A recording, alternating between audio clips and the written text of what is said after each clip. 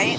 Well, he died just recently. Rest in tranquility, sweet puppers. Your barks will forever echo in our hearts. I wish his family the best. It's always heartbreaking to hear when people lose their pets. All animals want is love and happy, and it's just so sad because you feel for the people who took such great care of them and loved them, and they had an unbreakable bond, and I'm an animal lover. I can't help myself. Alright, calm down. I'm trying to record. Stop. You're messing up the recording. Calm down. When I heard the sad news about Gabe, it reminded me of my old childhood dogs. I thought I would tell you some stories because they're a bit amazing. I'm surprised I haven't told them sooner, to be honest. I had 2 dogs growing up. The first one was a Shetland sheepdog, Keisha. Quick fact, growing up, I didn't know what the breed was called, so I just said Keisha dog. That's what I still call them to this day. I don't have too many memories of Keisha because my parents got her before I was born, and I was too young to remember very much from the few years we coexisted. But my mom and dad have told me stories of us, including the one I'm about to share with you. Setting the timeline here, I was really young, 3 years old. I don't have memory of this, but my parents have told me about it many times.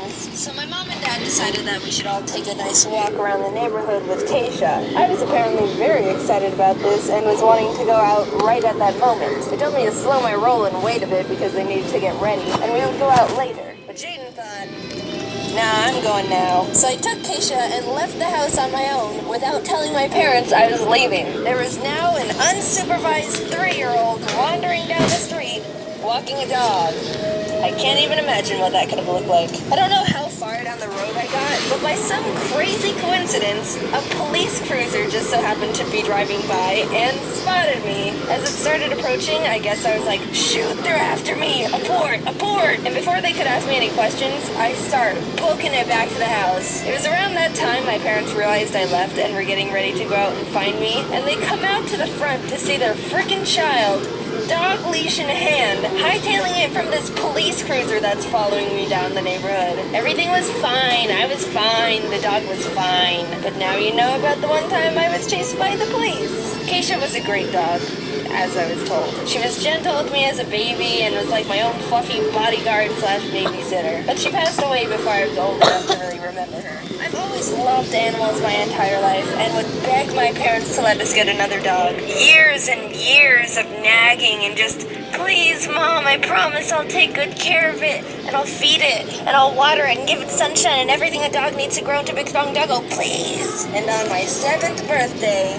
my dad went behind my mom's back and got me a dog without telling her. Now, okay, we went to look at dogs before as a group, but it was never an official decision we'd get one. So here's the story of when we got our new dog. My dad went to the place to pick him up. We got him from a dog rescue, which is a recommended place to get animals because you save a life and all that. Try to look into rescues and adoptions over breeders, just a tip I thought I just mentioned. And when he was holding the dog, getting ready to take him home, the dog started peeing on him. Obviously, my dad didn't want that, so he tried to hold him away from his body, but that made the dog nervous, and he turned around and bit my dad's hand. Not wanting to drop the dog on the floor, he tried to shift him over to the other hand, but he bit that one too! My dad came home with pee on his shirt, 2 bleeding thumbs, and a dog. I named him Scruffy. Scruffy was a weird little dog, Lebanese breed if you're wondering. He hated my dad and loved my mom, who was ironically the only one who didn't want him. He would follow her everywhere, and when she was at work, he'd sit in the living room and do nothing but wait for her to get back. We always joked that he was just a cat in a dog's body. Come here, Scruffy! Come here! Come here, Scruffy!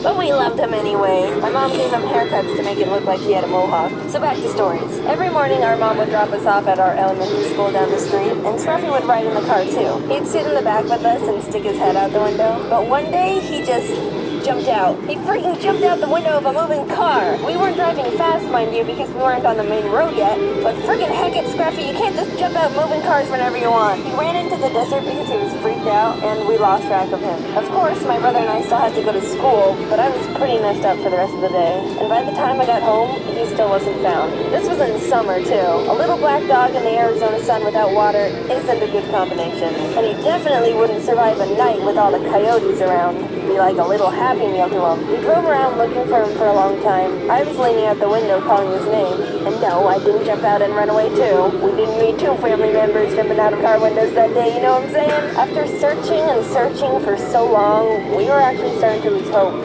But we finally found him! Scruffy! time for a bath. Finding Scruffy again was the biggest rush of relief I've ever experienced in my life.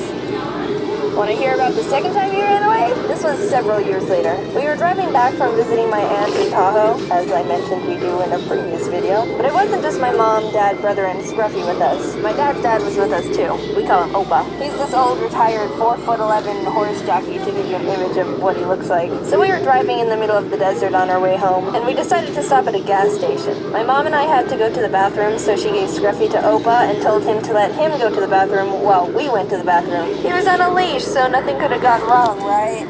Right?